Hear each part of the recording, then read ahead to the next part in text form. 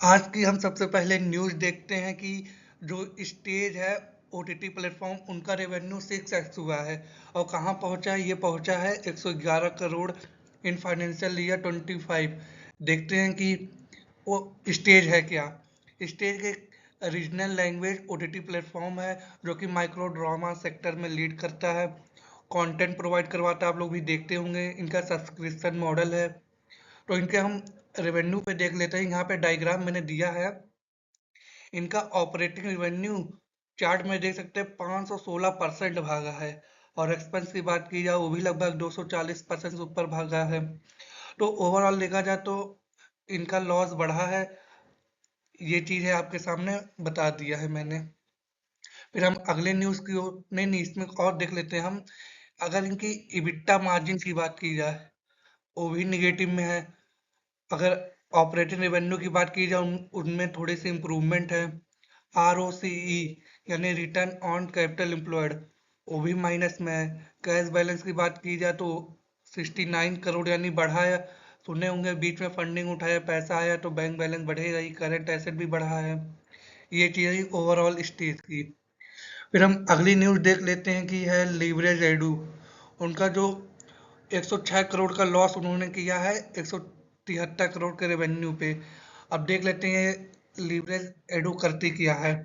ये इंडिया के बाहर पढ़ने के लिए बच्चों को सपोर्ट करती है। उसी बेसिस पे कंपनी काम करती है। इनका मेन मोटिव रहता है कि हेल्प करना है इंडियन स्टूडेंट को वो अपनी एडमिशन कर सके ग्लोबल कॉलेजेस में। तो इनका भी हम देख लेते हैं। इनका रेवेन्यू की बात की जाए तो लगभग 90% बढ़ा है। पहले कितना था 90 करोड़, अब कितना हुआ है 173 करोड़। एक्सपेंस की बात की जाए तो पहले 90 करोड़ करने में 162 करोड़ खर्च करते थे। अब 173 करोड़ करने में 280 करोड़ किए हैं। यानी इनका रेवेन्यू बहुत ज़्यादा बढ़ा है। एक्सपेंसेस भी बढ़े हैं लेकिन उस लेवल के नहीं बढ़े हैं। और एक्सपेंस की बात की जाए तो वो 55% बढ़े यानी 106 करोड़ हो गए हैं टोटल लॉस इनके।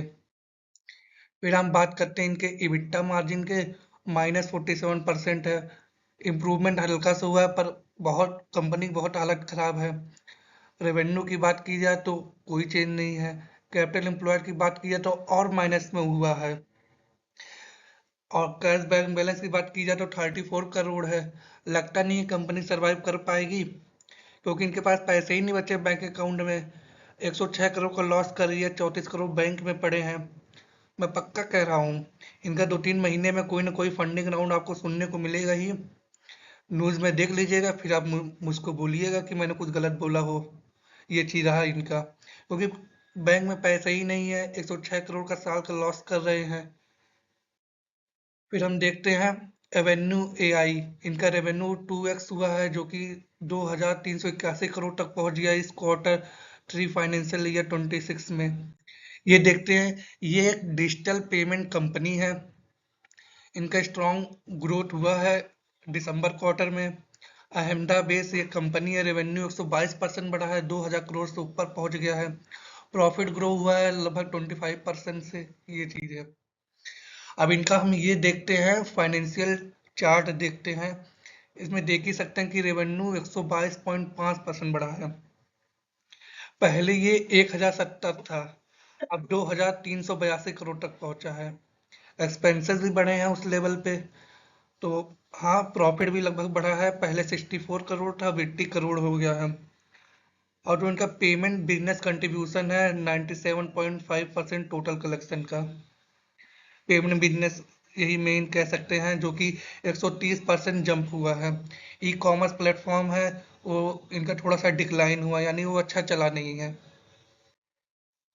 बात की जाए ओला इलेक्ट्रिक, नाम से ही जान गए होंगे। हर साल लॉस आता है इनका कोई न कोई क्वार्टर। इस साल भी कोई नई बात नहीं है। इस बार भी लॉस आया और कितना। इनका रेवेन्यू 55% डाउन हुआ है, गिरा है। 470 करोड़ पहुंच गया है। इतना ज्यादा बुरी हालात चल रही है। एक समय है मुझे याद है हजारों करोड़ से ऊपर रेवेन्यू करती थी ओला। 1000 करोड़, 1200, 1500। आज 470 करोड़। शर्म आनी चाहिए कंपनी को। फिर हम इनका देख लेते हैं कि हर क्वार्टर है। इस क्वार्टर भी इनका शार्प डाउन हुआ है। ईवी मार्केट रेवेन्यू 55% गिर गया है। हाउएवर बेंगलुरु बेस्ड कंपनी ही, आप जानते होंगे बेंगलुरु में रजिस्टर है। इनकम चार्ट देख लेते हैं।